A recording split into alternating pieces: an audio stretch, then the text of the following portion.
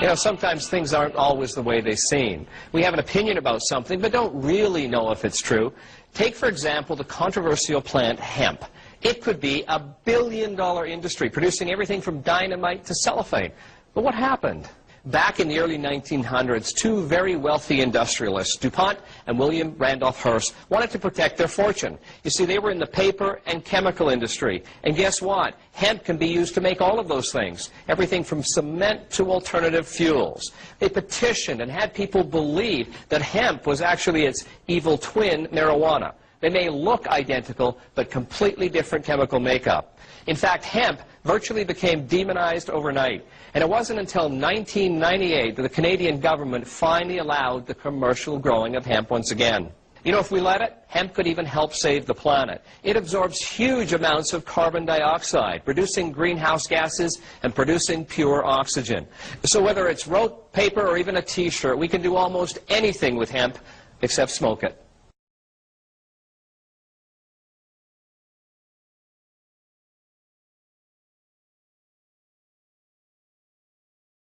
You see, when I talk about these age-related illnesses, we're all aging, but we don't all come down with cardiovascular disease. We don't all come down with autoimmune disease. We don't all come down with cognitive dysfunction. We don't all come down with cancer. But the chances are we're going to come down with one of them. All right? And here we have this one drug that's able to help us holistically with our biochemistry to restore balance. You know, cannabinoids kill cancer cells in many cases. People are not aware of that. They think cancer, cannabis, anti-nausea. It's way beyond that. Really? Can you talk more about that? We have time. Would you please? There have been a number of cancers that in experimental situations, breast cancer, prostate cancer, pheochromocytoma, lymphoma, leukemia, skin cancer, a whole variety of cancers that in experimental situations, meaning in tissue culture or in animal models, you can in fact show that cannabinoids kill these cancers. And a lot of people are quite excited about the ability of these cannabinoids to kill cancer cells. There are some studies that have shown that cannabis, I think they specifically use THC in that case. It was an earlier study from quite a long time ago, I think in the 70s, where they looked at cancer, in particular rats, I think, and showed that they were able to inhibit cancer, lung cancer specifically. Really? In Madrid, it was a different story, not from the 70s.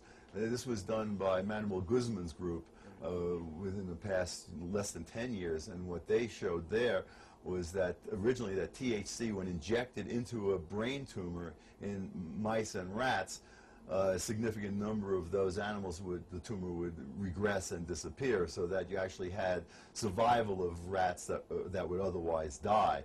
And they examined all the surrounding nerve tissue, and that was all fine, because remember, once again, cannabinoids protect nerves. So here you have such an interesting situation.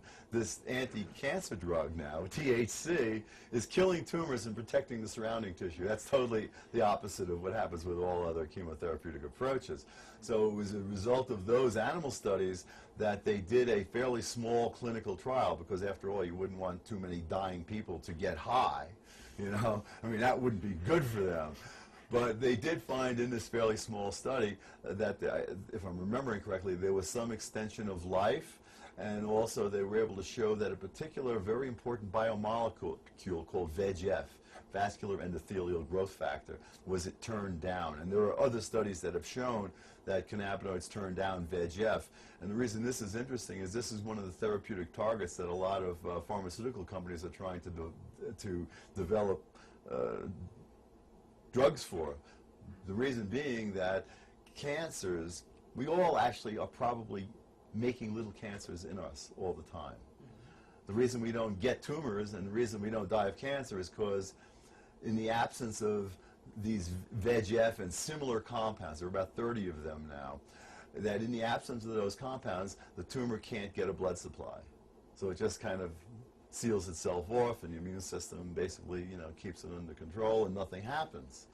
But and cannabinoids have been shown to turn down VEGF, and that's what they found in that clinical study, that VEGF seemed to have been turned down as well. So it's quite an amazing spectrum of compounds that are in that plant. And what's so unique and incredible about them is they are touching on this incredible system that pervades all of us and regulates everything from, I like to tell people, cradle to grave, because it's in mother's milk. So it's soothing you from childbirth, it's stimulating the appetite of newborns, it's helping them promote growth. I think cannabis is a miracle drug because there's nothing else that impacts on so many of our illnesses. So what are the kinds of things that we can do to try and promote health in these areas? On the one hand, everybody should make sure they take in enough essential fatty acids. They're called essential because we can't make them. And certainly I would say one of the best sources for that is that we should be consuming hemp oil. And the reason I say that as opposed to fish oil is because you can get organic hemp oil, so it's not going to be contaminated with things like mercury.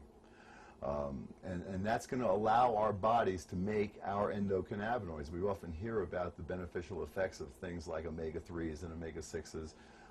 At least some of the attributes of those compounds are the result of them being converted into these endocannabinoids, into these marijuana-like compounds. So at least that way your body can do what your body can do. You're giving it the tools to make the things that you need. But in many cases, that's not sufficient, and we have to supplement beyond what our body can make. And there's only one planet, or there's only one plant on the planet that has the capacity to really mimic the way our body works with these endocannabinoids, and that's marijuana. So marijuana actually directly mimics these particular compounds, and as a result, it has these strong neuroprotective effects. But because marijuana and these endocannabinoids, their activities are so pervasive in our body, they literally regulate every system in your body, your immune system, digestive system, reproductive system, cardiovascular system. Everything in your body is homeostatically maintained by endocannabinoids, meaning balance. They are how our body tries to balance how we interact with our environment when our environment becomes stressful for us, stressful psychologically, stressful biochemically. So these are very, very critical compounds, and the use of cannabis can have a profound effect in terms of helping to stop nerve degeneration, helping restore functional nerves, helping restore new ways of thinking.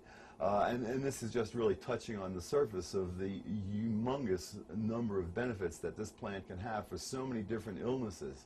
It's not that we should be limiting it to one thing or another.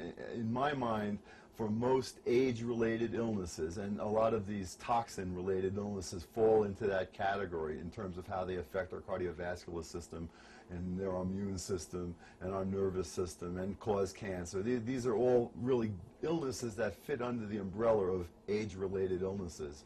And they all have at their basis inflammatory kinds of responses that produce free radicals, and what our cannabinoid system is evolved to do over many hundreds of millions of years has been to protect us from those kinds of imbalances, to restore the kind of health that we need.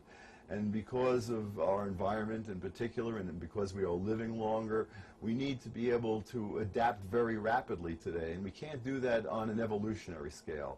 The way for us to do that as people, as intelligent people, is to make sure we're eating good diets, stay away from toxins, and eat these essential fatty acids, and when necessary, consume cannabinoids.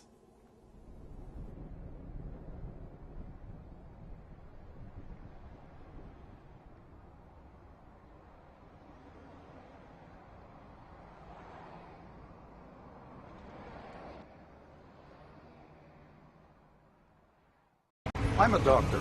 I'm a lawyer. I'm a journalist. I'm a student. I'm a teacher. I'm a representative. I have cancer. The outdated laws of prohibition are more dangerous than the plant itself.